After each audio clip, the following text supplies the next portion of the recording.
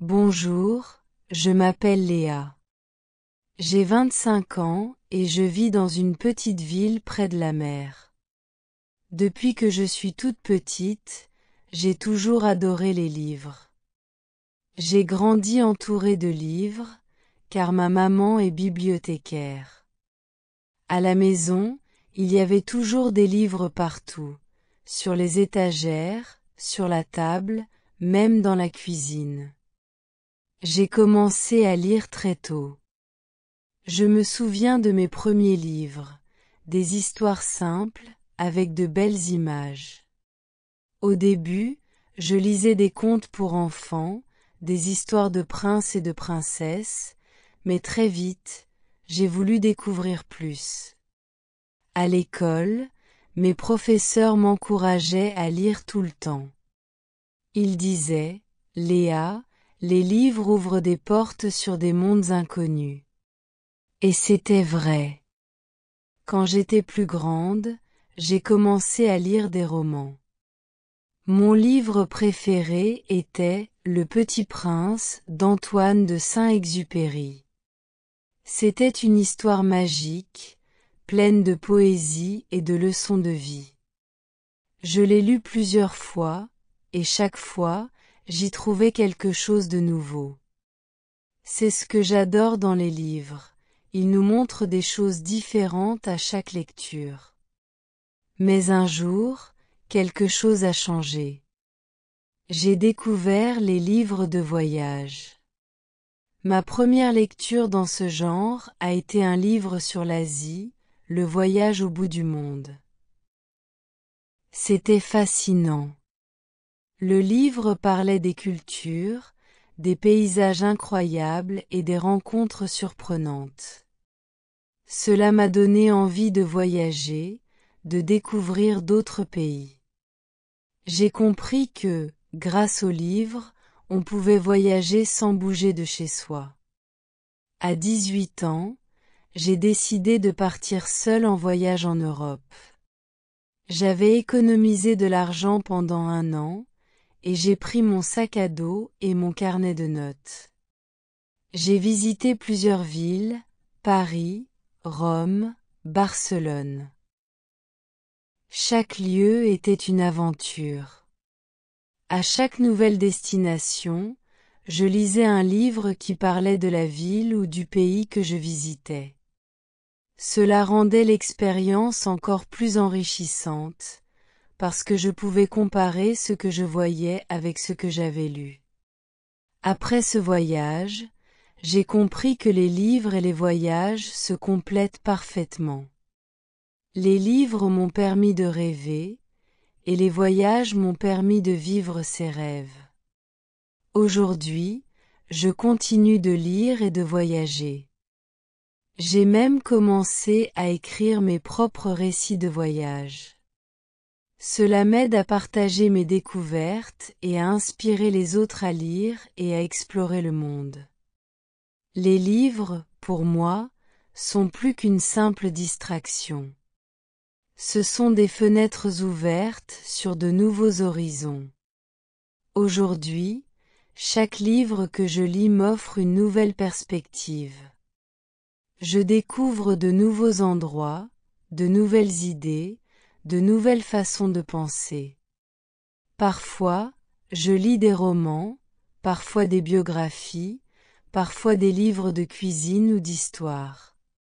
Peu importe le genre, ce que j'aime, c'est la diversité des histoires et des connaissances que l'on peut trouver. Les livres ont ce pouvoir de nous transporter ailleurs, de nous faire vivre des vies que nous n'aurions jamais imaginées. Par exemple, il y a quelques mois, j'ai lu un livre sur le Japon. Cela m'a tellement fascinée que je suis allée y voyager quelques semaines après. Le livre m'avait montré une culture différente de la mienne, avec des valeurs que je ne connaissais pas. Quand je suis arrivée à Tokyo, j'ai eu l'impression d'être dans le livre lui-même. Les temples, les rues animées, les petites boutiques, tout était exactement comme je l'avais lu. Cela m'a rappelé à quel point les livres sont puissants. Ils ne se contentent pas de nous raconter des histoires, ils nous aident à comprendre le monde. Lors de ce voyage, j'ai rencontré des gens extraordinaires qui m'ont appris énormément sur leur culture.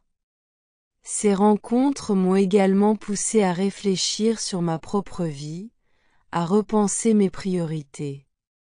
Les livres m'ont appris à être curieuse, à chercher des réponses, à ne jamais me contenter de ce que je connais déjà. Chaque livre est une invitation à apprendre quelque chose de nouveau.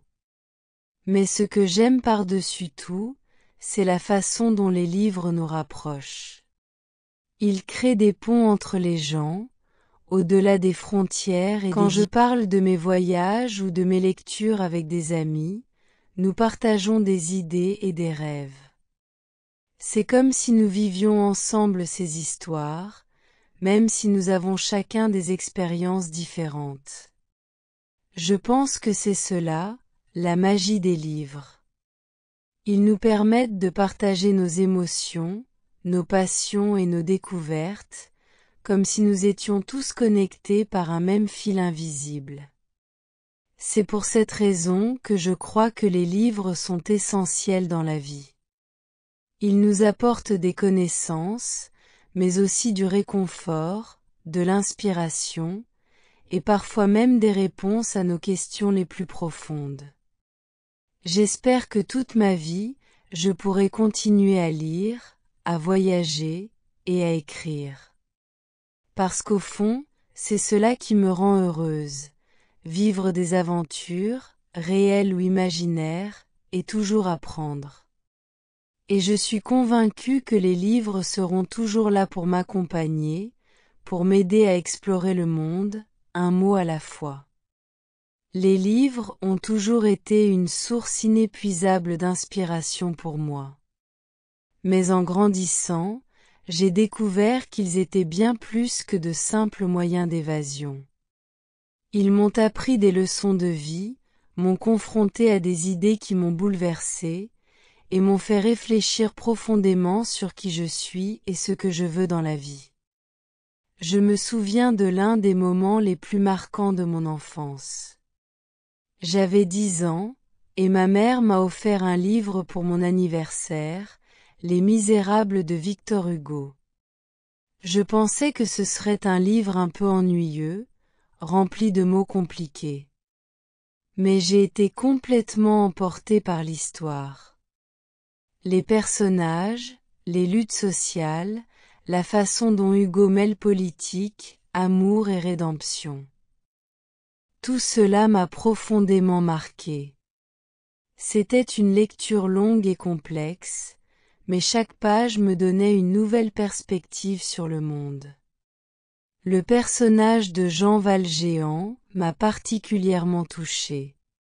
Sa transformation de criminel à un homme de bien, sa lutte intérieure, ses sacrifices pour les autres. Tout cela m'a fait réfléchir sur la nature du bien et du mal.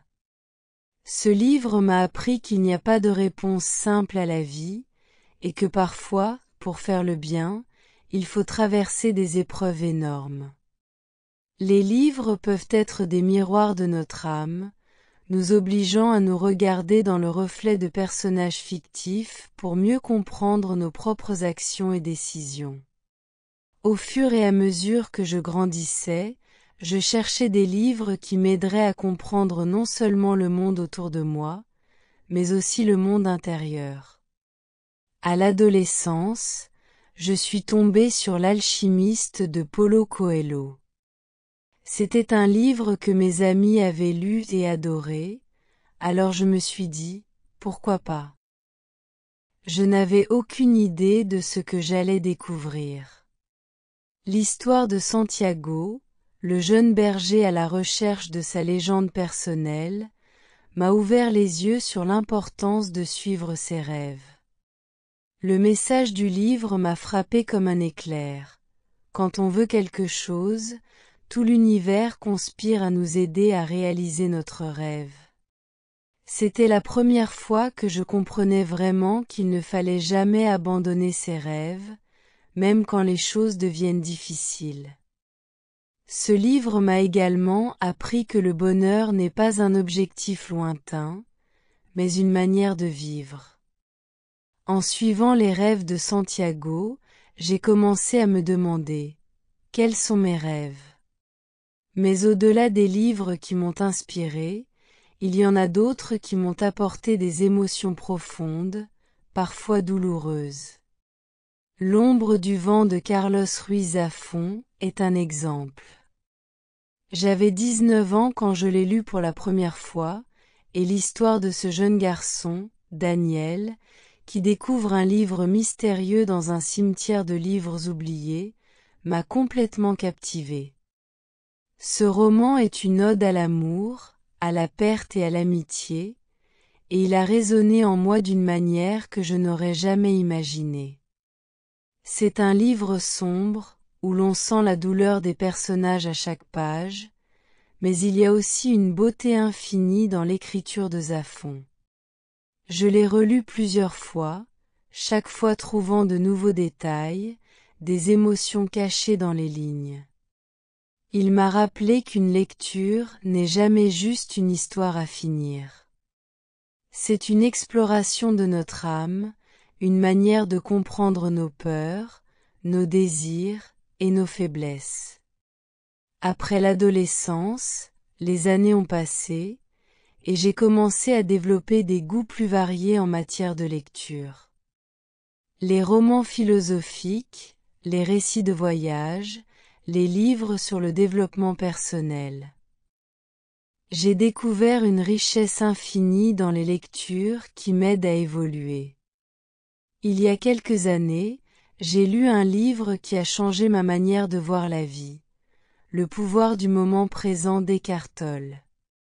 Ce livre m'a ouvert les yeux sur la manière dont nous vivons souvent dans le passé ou l'avenir, oubliant de vivre pleinement l'instant présent. Cela m'a fait réfléchir sur ma manière de me perdre dans mes pensées et dans mes préoccupations quotidiennes. Tolle m'a appris qu'il n'y a rien de plus précieux que le ici et maintenant.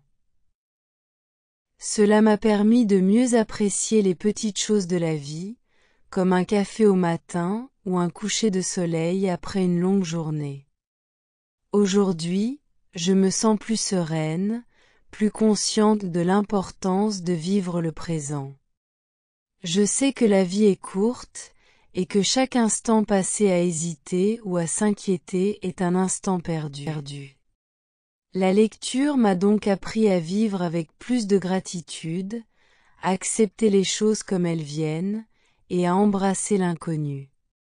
Je pense que l'un des plus grands conseils que je pourrais donner à quelqu'un qui commence à lire, ou qui veut redécouvrir les livres, c'est de ne pas se limiter à un seul genre.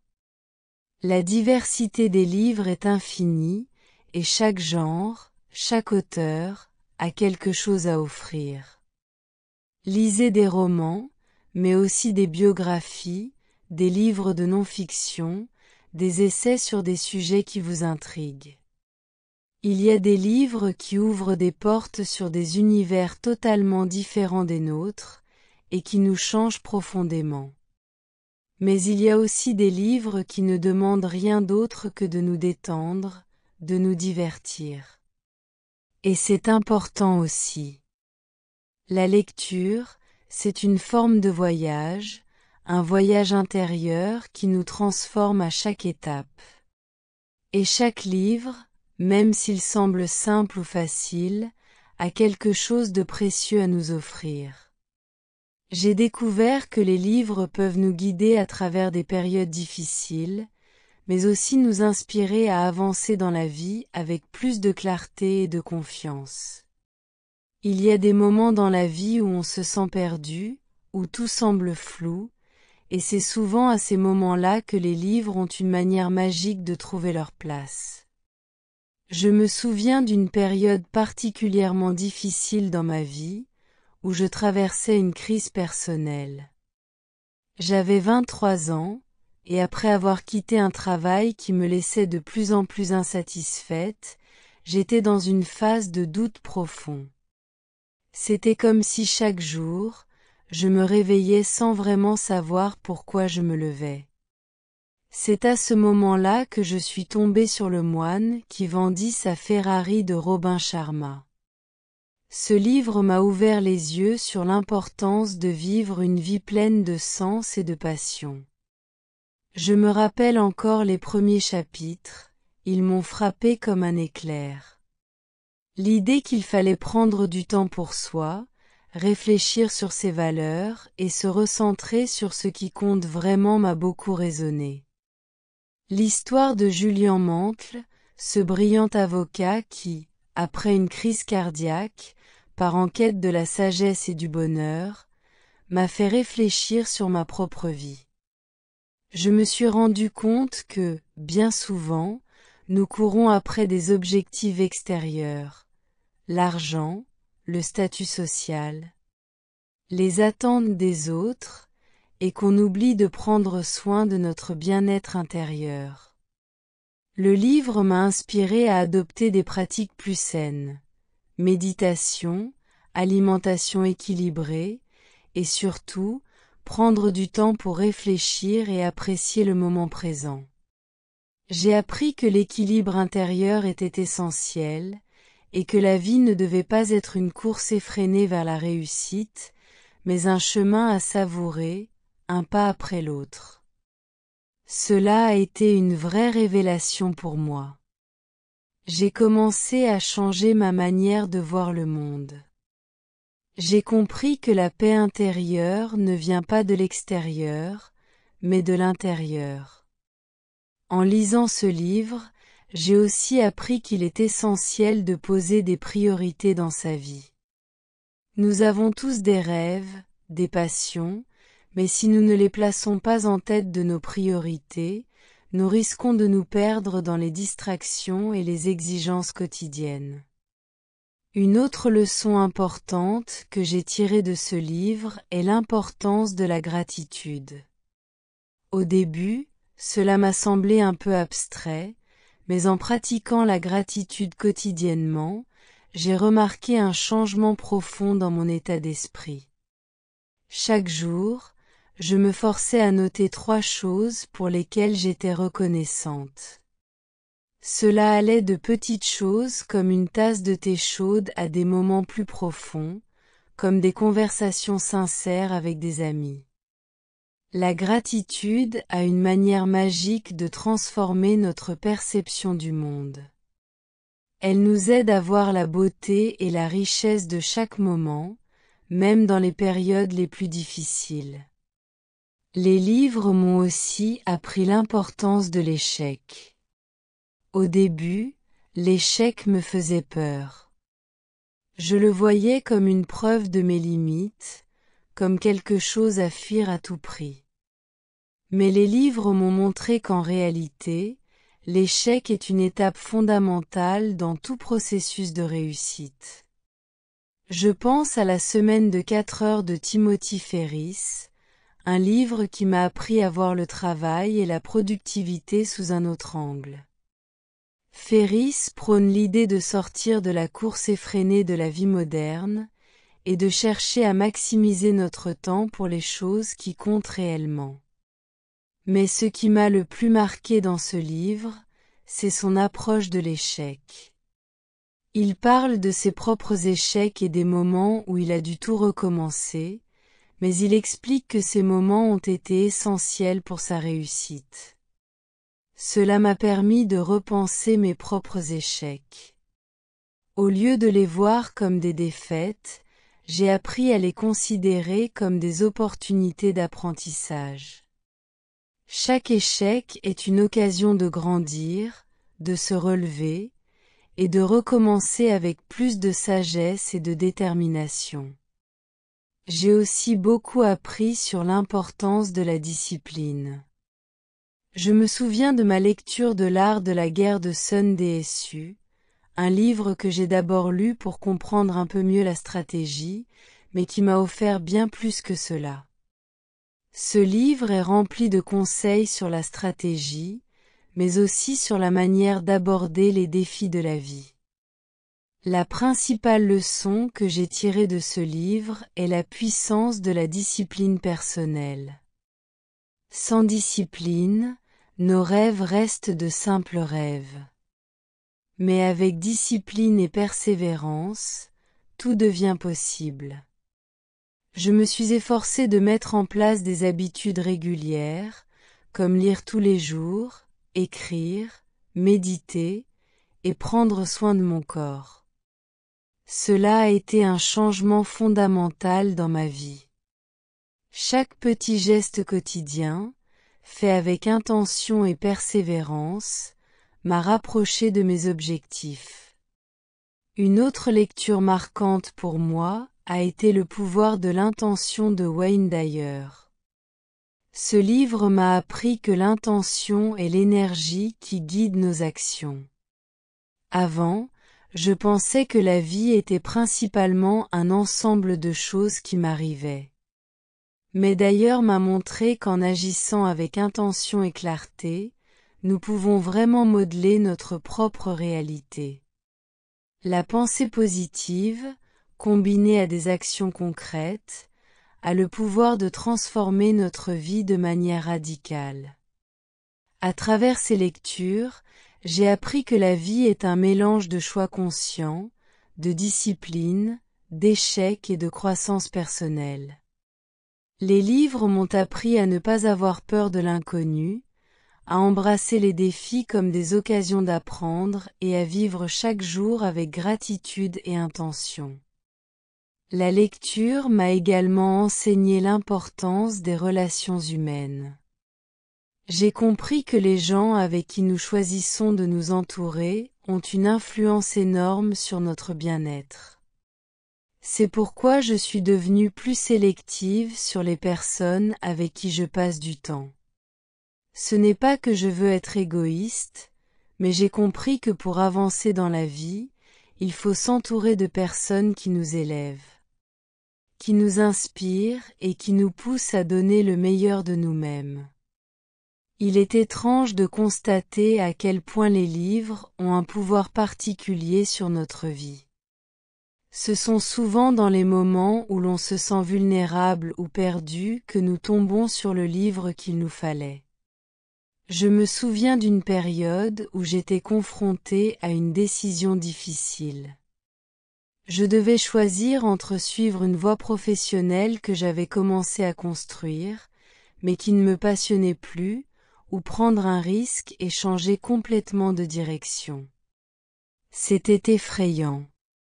Je savais que ce choix pourrait avoir des conséquences sur ma vie entière, et pourtant, je me sentais tellement incertaine. C'est à ce moment-là que j'ai lu L'homme qui voulait être heureux de Laurent Gounel.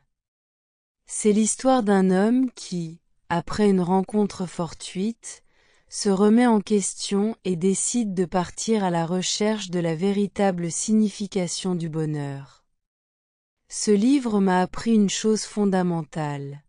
Le bonheur ne dépend pas des circonstances extérieures, mais de la manière dont on choisit d'y répondre. À travers cette lecture, j'ai réalisé que je n'avais pas à suivre une voie toute tracée. Il n'y avait pas de recette unique pour le bonheur ou le succès. C'était à moi de définir ce qui était important pour moi. Il m'a fallu du temps pour accepter que je pouvais choisir ma propre voie, même si cela signifiait renoncer à certaines choses ou changer complètement de direction. Mais ce livre m'a donné la force de le faire, et j'ai commencé à suivre mon propre chemin, à écouter mes instincts, à me fier à mes passions. Ce fut l'une des décisions les plus importantes de ma vie, et je n'ai jamais regretté de m'être écoutée. Un autre livre qui m'a profondément marqué a été Le cercle des poètes disparus de N.H. Kleinbaum.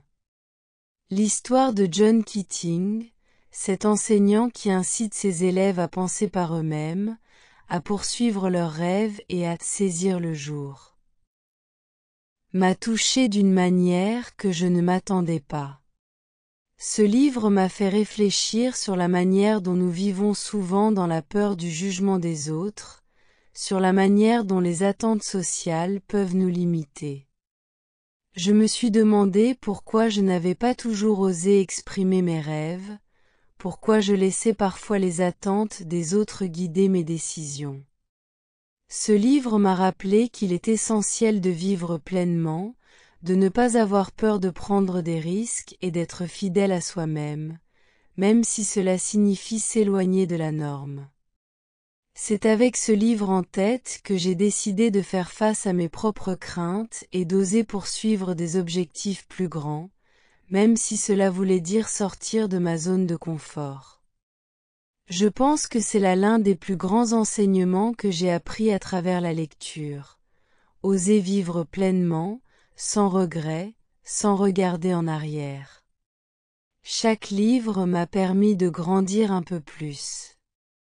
À travers les mots des auteurs, j'ai exploré des facettes de moi-même que je n'aurais jamais imaginées. J'ai découvert que, parfois, pour avancer dans la vie, il suffit de regarder en soi, de faire un pas à la fois, et de faire confiance au chemin. Les livres m'ont également enseigné l'importance de la résilience. Au cours de ma vie, j'ai traversé des moments où l'adversité semblait insurmontable. Il y a eu des périodes où j'ai dû faire face à des échecs, des déceptions, et même des pertes importantes. Mais, comme le dit si bien le livre L'art de la résilience de Eric Greitens, c'est dans les moments les plus difficiles que l'on trouve notre véritable force.